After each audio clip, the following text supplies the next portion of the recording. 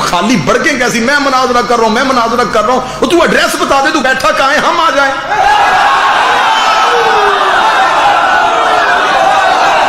تو یہ بھی نہیں بتا رہا کہ میں کہاں بیٹھا ہوں۔ حکومت پاکستان، میں نے جہاں تک میری ذاتی کوشش ہے میں کر رہا ہوں، جہاں تک قومی حوالے سے میری ضرورت ہے، بادشاہ حسین کی عزت کی قسم میں جھوٹ بولوں مجھے سیدہ اگلی مجلس ممبر پہ نہ پڑھنے دے، میں نے زندگی کی سانس سے محمد کی بیٹی کے ہاں خیرات میں مانگی ہوئی، میں اس سانس پہ لعنت کرتا ہوں جس پہ سیدہ کی وکالت میں۔ کورونا سے بھی تو بندے مار ہی رہے ہیں، اچھا نہیں ہے کہ بندہ سیدہ کا حکم بن جائے۔ موت کا ڈر نہیں، اس چمڑی میں موت کا ڈر نہیں ہے۔ مناظرہ چاہتے ہو مناظرہ کرتے، مباہلہ چاہتے، لیکن حکومت اس جھگڑے کو ایک بار ختم کرے۔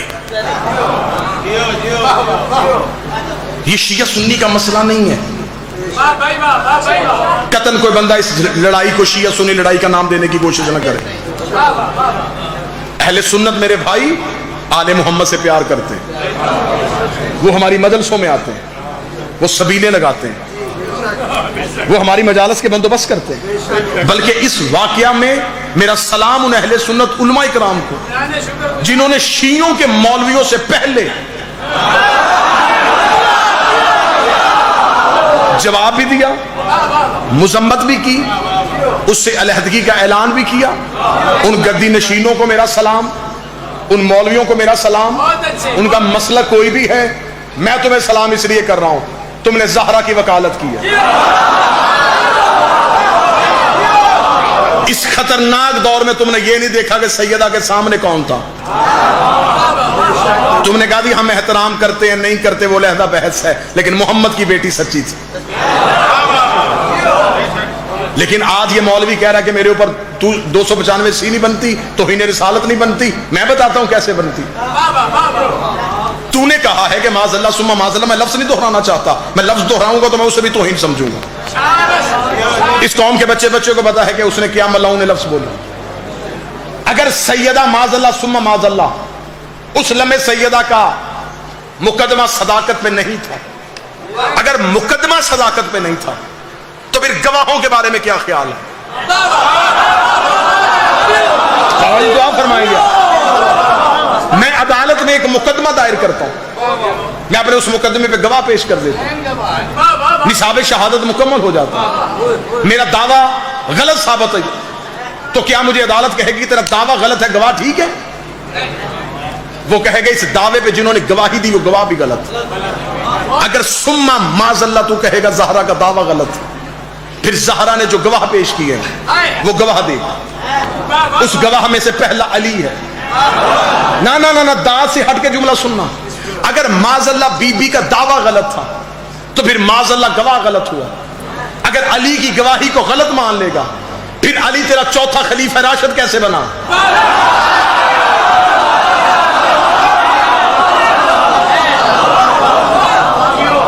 پھر تمہاری خلافت راشدہ میں چوتھے نمبر پہ علی ہے، پھر تمہیں خلافت سے علی نکالنا پڑے گا۔ اگر تو کہے گا کہ بی بی کا دعویٰ غلط تھا، اگلی گواہی حسن اور حسین کی ہے۔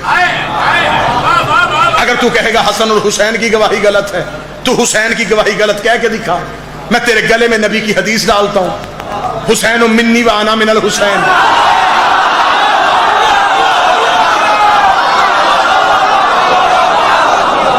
حسین مجھ سے،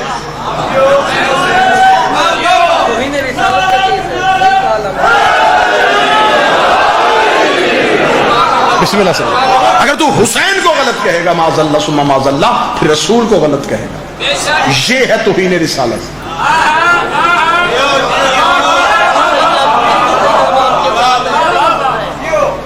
سیدہ دربار میں گئی ہیں، سیدہ نے تو ہم نوکروں کے لیے مناظرے کی گنجائش چھوڑی نہیں، سیدہ تو مناظرے کے سارے گوشے خود ہی پورے کر گئی۔ بی بی نے دربار میں آ کے کہا کہ میں اپنی جگیر لینے کے لیے آئی ہوں۔ حاکم نے کہا ہمارے پاس حدیث ہے نبیوں کا وارث کوئی نہیں ہوتا۔ بی بی نے کہا یہ حدیث کس کی ہے؟ فرمایا رسول کی۔ فرمایا رسول میرا بابا تھا یا تیرا؟ پڑھو نا، مقدمہ پڑھو۔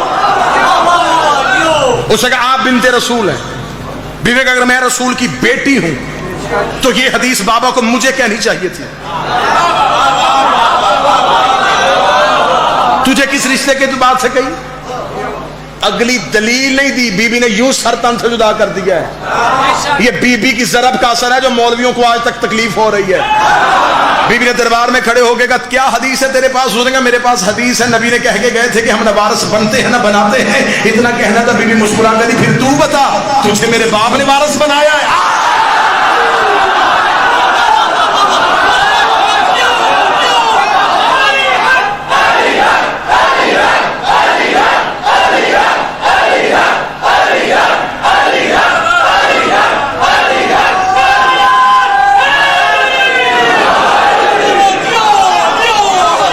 نبی وارث ہی نہیں بناتے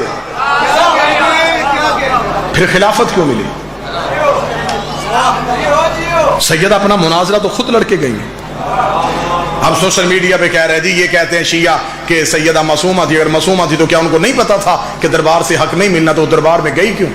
میں سوال کا جواب دیتا ہوں. جب نبی کو پتا تھا کہ کاغذ قلم نہیں ملنا مانگا کیوں؟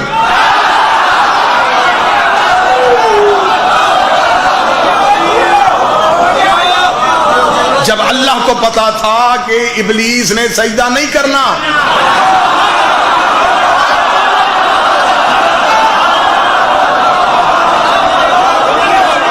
اسے کہا کیوں؟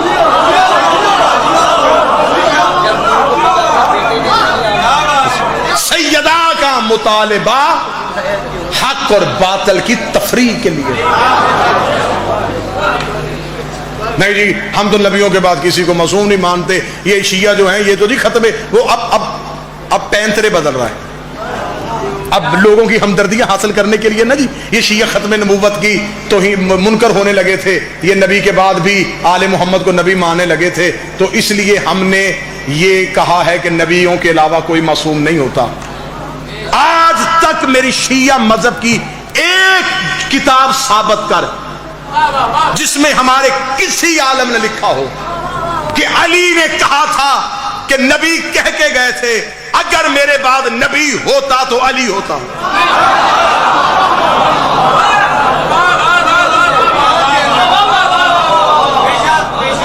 یہ ہماری کتابوں سے حدیث نہیں نکلے گی. اگر تیری کتابوں سے یہ نکل آئے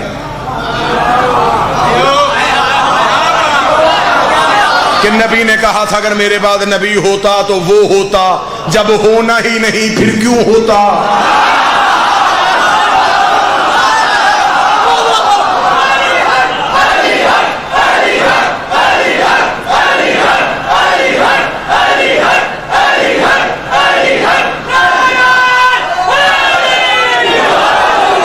بسم اللہ. تو صرف ہمیں اتنا بتا تو کہتا ہے کہ اللہ کے نبیوں کے علاوہ کوئی معصوم نہیں. ہاں بالکل تو ٹھیک کہہ رہا ہے، بالکل ٹھیک ہے. اشرف آصف جلالی میں مائک پہ ملتان کہہ رہا ہوں کہ تو ٹھیک کہہ رہا ہے کہ نبیوں کے بعد کوئی معصوم نہیں، لیکن تیرے پاس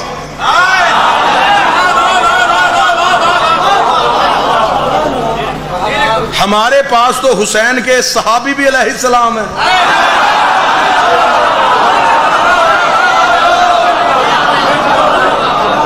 نہیں میں دلیل کا سر توڑنے لگا ہوں، یوں ایسے قتل کرنے لگا ہوں دلیل کا.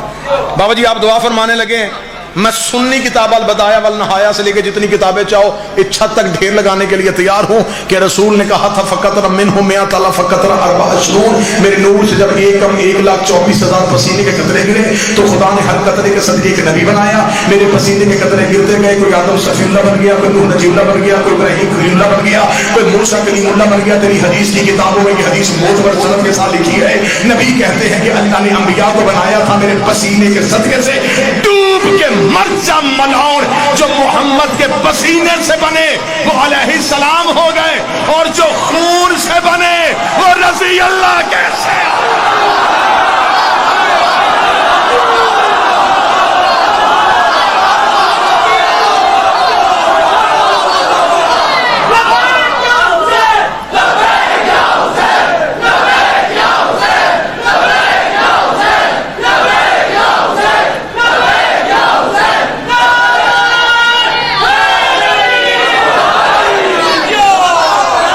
مولا حسین سے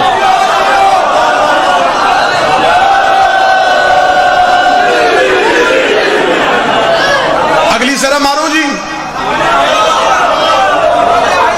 اس کی دلیل پہ ضربے مارنے لگا.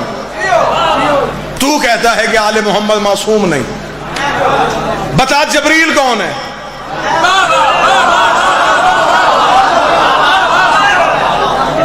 جی جبریل فرشتہ ہے. معصوم ہے؟ معصوم ہے. اگر معصوم تھا تو غیر معصومہ کے دروازے سے روٹیاں کیوں مانگتا رہا؟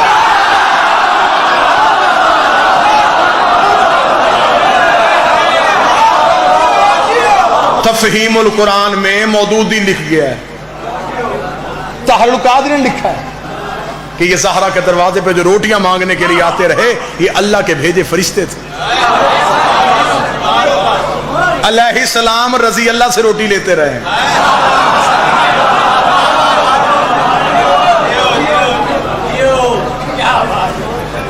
ہمارا موقف سن لو, ایک بار سن لو, 1000 بار سن لو. ہمیں قتل کر دو گے, جو اور آئے گا اس کا بھی موقف یہی ہوگا. ہم آل محمد کے مقابلے پہ کسی کو معتبر نہیں سمجھتے.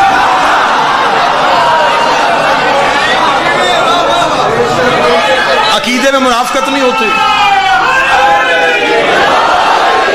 قطعاً عقیدے میں منافقت نہیں ہوتی. ہم سے نہیں ہوتا. ہم جن لوگوں کے نام عزت سے لے لیتے ہیں وہ آپ کی وجہ سے لے لیتے ہیں کہ آپ ہمارے بھائی ہیں. اس ملک میں ہم نے امن سے رہنا ہے. ہم دن میں 3 بار اپنی مسجد میں اذان میں لاؤڈ سپیکر میں کہتے ہیں خلیفاتہ بلا فاصل. ہم علی کو بغیر فاصلے کے نبی کا خلیفہ مانتے ہیں. ہم اس گھر کی عصمت کے قائل ہیں. ہم اس گھر کے بچے کو معصوم سمجھتے ہیں. ہم انہیں اللہ کی دی ہوئی ولایت تکوینیہ کا مالک سمجھتے ہیں. یہ اللہ کے اختیارات کے مظہر ہیں. ان کے مقابلے میں جو بھی آئے ہم نہیں دیکھتے کون ہے.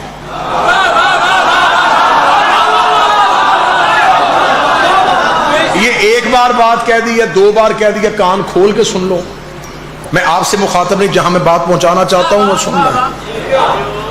اور مجھے مولا کا یہ میرے اوپر خاص کرم ہے کہ علی کا دشمن بھی مجھے سنتا ہے.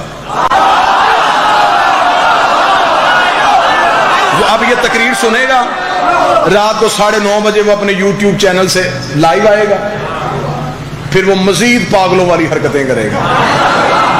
اور جب وہ تڑپتا ہے نا تو مجھے اندر سے سکون ہوتا ہے. اس قوم سے میری یہ گزارش ہے, اس قوم سے میری التجا. میں امام حسین کے ماتمی کی پاؤں کی جوتی کے تلوے کے نیچے لگے ہوئے ذرے سے بھی چھوٹا ہوں, لیکن حسین کا واسطہ ان شخصیات کے معاملے میں سیسا پلائی دیوار بنو. ہم جذباتی قوم ہیں, ہم جذباتی ہیں. ہم مجلس میں بہت اچھے طریقے سے تبرہ بھی کر لیتے, ہم داد بھی دے دیتے. امام بارگاہ کے دروازے سے نکل کے ہم کہتے ہماری ذمہ داری پوری ہو گئی, ہم نے لعنت کر دی, ہم نے یہ سب کچھ کر دیا. یہ ہماری ذمہ داری نہیں, ظہور بالکل قریب ہے. یہ وقت ہے عقیدے پہ یوں سیسا پلائی دیوار ہوگی. میں ابھی کہہ رہا ہوں, چند دنوں بعد صحیح, محرم سے پہلے یہ ایک فساد کروانے کی کوشش ہے تاکہ عزاداری کے جلوسوں کو محدود کیا جائے, امام بارگاہوں کو بند کیا جائے, شیعہ علماء ذاکرین کو پابندیوں پہ لگایا جائے. جذباتی ہو کے نہیں, حکمت عملی کے ساتھ. ہمارا کسی سنی سے کوئی جھگڑا نہیں. ہم نے ان گلیوں میں رہنا ہے, وہ ہمارے بھائی ہیں. انہوں نے آج تک ہمارے دروازے پہ آ کے آل محمد کی توہین نہیں کی.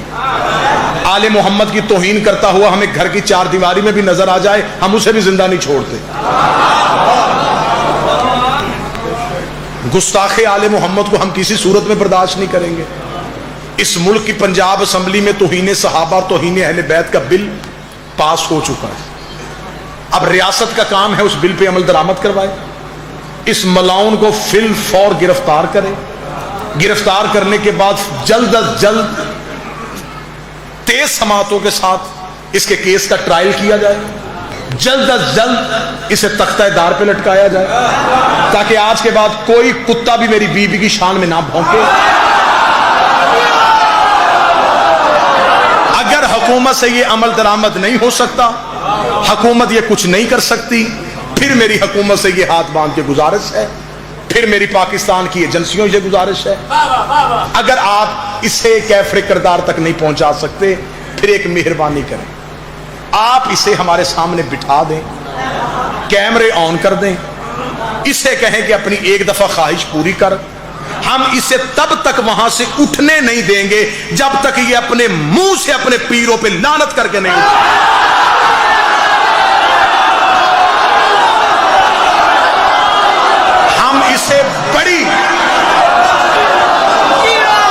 हम इसे साबित करके वहां से उठाएंगे।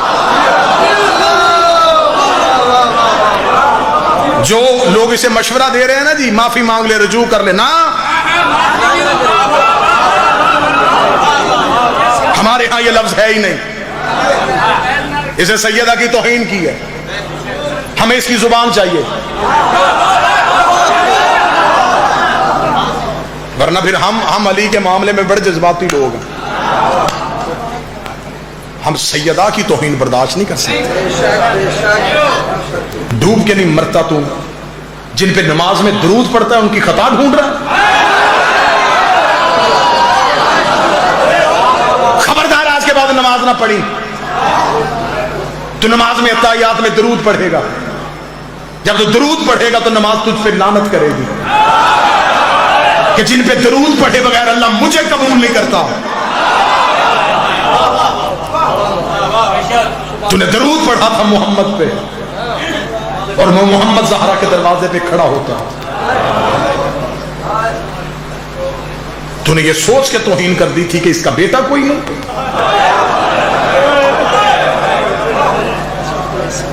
डूब के मर जाओ, तुम्हारे अंदर की भड़ास खत्म नहीं हुई। तुमने 4 घंटे दरबार में खड़ा किए रखा है मोहम्मद की बेटी।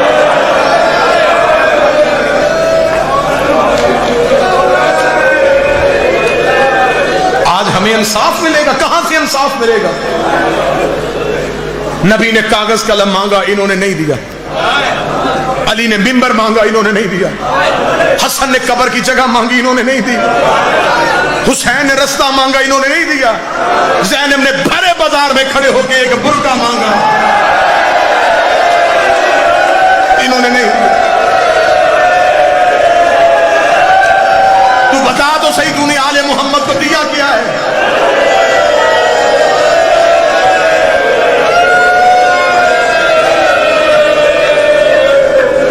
1400 साल हो गए हमें, बहनें बेटियां लेकर सड़कों पे आ जाते हैं,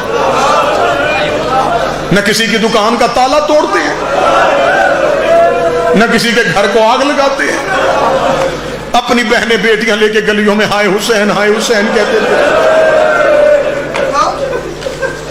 मौत के डर में हमने मदरसे करवाई हैं, हमने जनाजे कांधों पे उठवाए हैं। हया करो, हया करो, अब तो मोहम्मद की बेटी पे जुल्म छोड़ दो। कितना जुल्म किया तुमने मोहम्मद की बेटी पे। तुमने उसे बाबे के बाद रोने नहीं दिया, तुमने उसे दरबार से खाली भेजा, तुमने उसका दरवाजा जलाया। जिस दरख्त के नीचे बैठ के रोती थी तुमने वो दरख्त काटा, जिस छत के नीचे बैठ के रोती थी तुमने वो छत गिराई। इतना सताया है कि 60 दिन बाद बाबे की कब्र पे आके कहती, बाबा अब मुझे मौत की इजाजत है, बाबा अब मैं जिंदा नहीं रहना चाहती, बाबा तेरी बेटी रुल गई।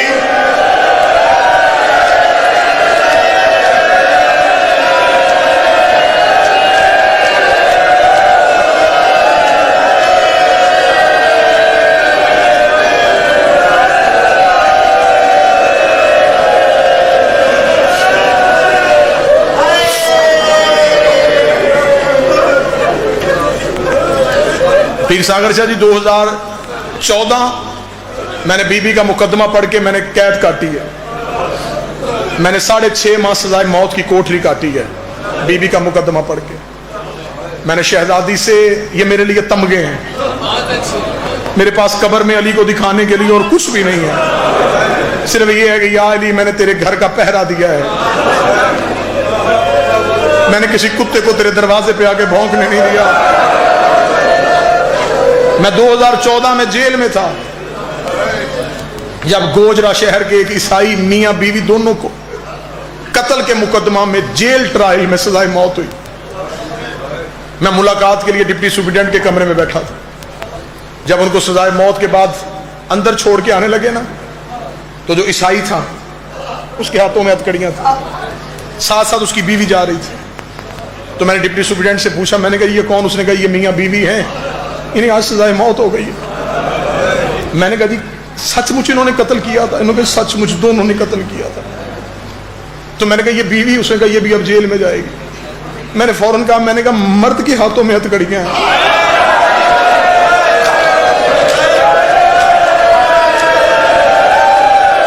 اس کی بیوی مجرم نہیں ہے۔ اس نے کہا بے شک مجرم ہے، لیکن پاکستان کے قانون میں کہیں نہیں لکھا کہ عورت کا جرم ثابت بھی ہو جائے تو اسے ہتھکڑیاں پہنائی جائے۔ مجھے حسین کی ماں کی قسم ہے، پوری رات کوٹھی میں روتا رہا۔ میں نے کہا حسین کی زینب تیرے صدقے جاؤ، آج 1400 سال کے بعد مسلمان گناہگار عورت کو کڑیاں نہیں پہناتے۔ اور تو 36 شہروں میں ہاتھوں میں کڑیاں پہن کے رو رو کے کہتی رہی ہو میں غازی کی بہن۔ اجرکم اللہ، اجرکم اللہ۔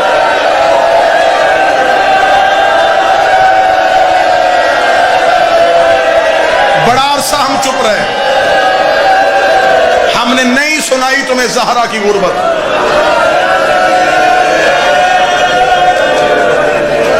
یہ ماتمی منتیں کرتے رہے،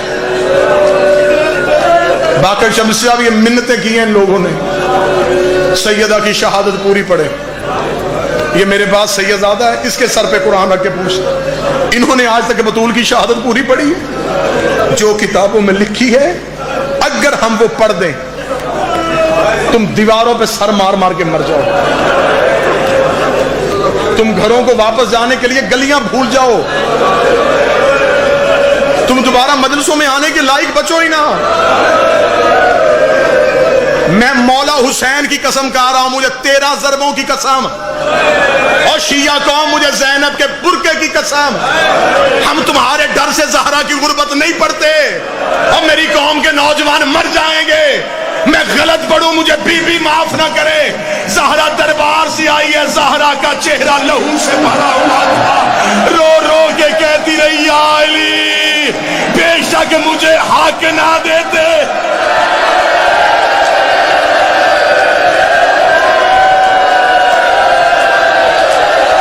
چہرہ زخمی کیا انہوں نے محمد کی بیٹی کو۔ آج ہم سے کہہ دو عزت کرو ان کی، گردن کاٹ میری، نہیں عزت کروں گا میں بطول کے قاتل کی۔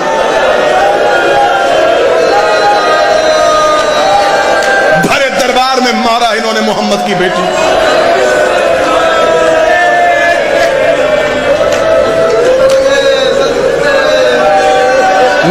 دکھ کھول کھول کے پڑھوں مر جاؤ۔ تمہیں سیدہ کا بین آج تک سمجھ میں نہیں آیا؟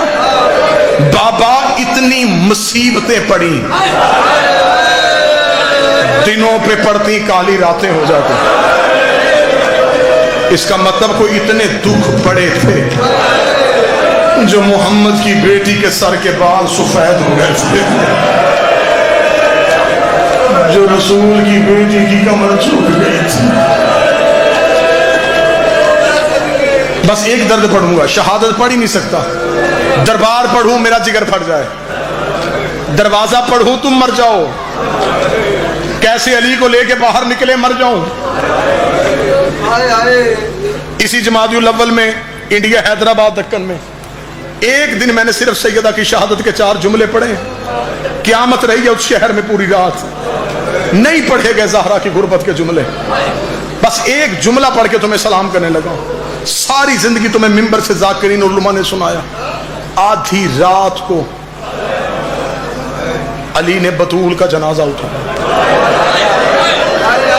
سنا ہے؟ نئی بات تو نہیں سنا ہے؟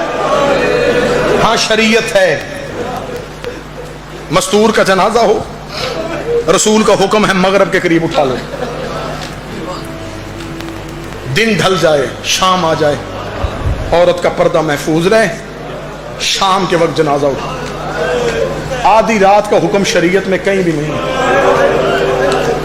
اب مجھ سے سوال کر، تو جو بی بی کا نوکر ہے، تو ہمیں بتا کہ آدھی رات ہو کیوں گئی تھی؟ لیٹ جنازے کن کی ہوتے ہیں؟ جن کا کوئی آنا ہو۔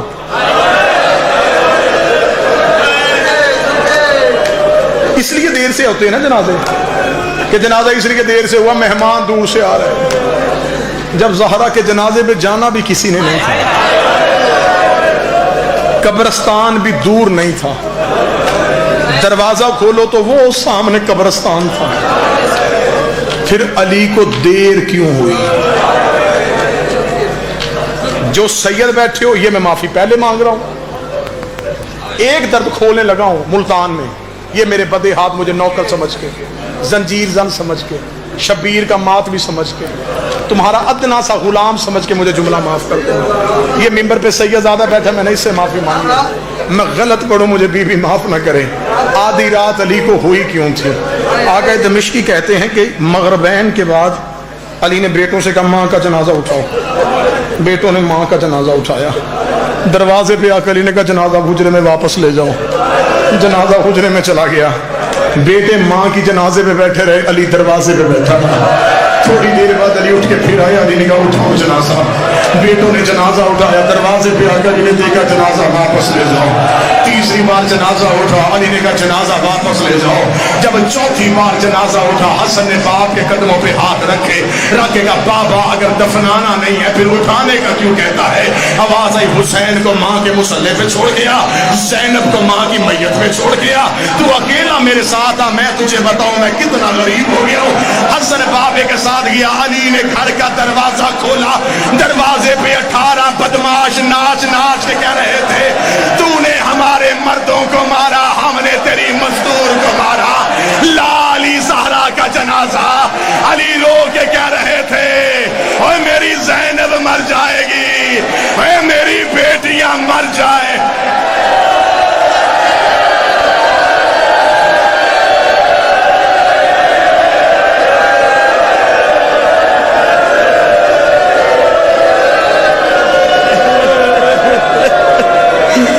میرا اللہ جلد از جلد منتقم میں خون حسین وارث سیدہ حضرت امام زمانہ ظہور فرما۔ میرا اللہ انہیں رو دے ہوئی آواز تے رحم فرما۔ اللہ بانیان کو رزق کثیر عطا فرما۔ اللہ تو آئیں دی راہ کو عبادت شمار فرما۔ ماشاءاللہ آئی دی مکان دے آخری مکانی فخر الذاکرین استاد الذاکرین بابا سید ساگر عباس شاہ صاحب قبلہ تس مومنین تو خطاب فرمے سے سیدادہ تمام مومنین واسطے مشترکہ دعا فرمے سے قبلہ تو پہلے دو اعلان سماعت فرما گی نو کل 10 ہاتھ بسلسلہ شہادت حضرت امام حسین علیہ السلام ہی امام بارگاہ ہوتے ٹھیک 2 بجے دن سالانہ مجلس اعزا شروع تھی ویسی مجلس اعزا تو جناب علامہ سید اخلاق حسین شیرازی صاحب، جناب قاضی وسیم عباس، جناب ملک علی عباس علی عباس علوی، جناب عالم عباس بھٹی، مولانا محمد عسکری مقدسی، ذاکر ناصر عباس جام، سید سمر عباس شمسی صاحب، برادر شجر عباس بلوچ۔ انشاءاللہ ٹھیک 2 بجے دن مجلس اعزا شروع تھی ویسی شبیہ دو جناب برآمد تھی سی کل 10 ہاتھ دے میرے سے اعزا ہوں تمام مومنین وقت شرکت فرما کے ثواب دارین حاصل فرمے سو تے پرسوں نہ جمعہ بروز جمعہ آمن علی جمعہ بعد نماز ظہرین ٹھیک 3 بجے دن دے امام بارگاہ سید مقیم شاہ لدتے سالانہ مجلس اعزا سی ذاکر آل محمد سید منظور حسین شاہ صاحب آپ کو ٹھدو، ذاکر آل محمد جناب سمر عباس خان ڈمرہ، ذاکر آل محمد نیاز عباس جعفری صاحب خطاب پر میں سے شرکت پر میں سو تیو آمن علی جمعہ بعد نماز ظہرین 4 بجے دن مسجد جعفری ہے سالانہ مجلس اعزا سی جناب علامہ سید اظہر عباس شیرازی صاحب، مولانا محمد عسکری مقدسی صاحب خطاب پر میں سے شرکت فرما کے ثواب دارین حاصل فرمے سو کل بروز رات 8 بجے امام بارگاہ مہر شالا بستی رسول خور میلے سے اراؤسی ذاکر اہل بیت جناب عالم عباس بھٹی بھائی عقیل عباس بھٹی سید سمر عباس شمسی صاحب ذاکر عامر بادشاہ صاحب خطاب فرمیسن انہیں تمام مجالس سے اعضاء شرکت فرما کے ثواب دارین حاصل فرمیسو آئی دی مکان دے آخری مکانی فخر الذاکرین استاد الذاکرین بلبل گلستان رسالت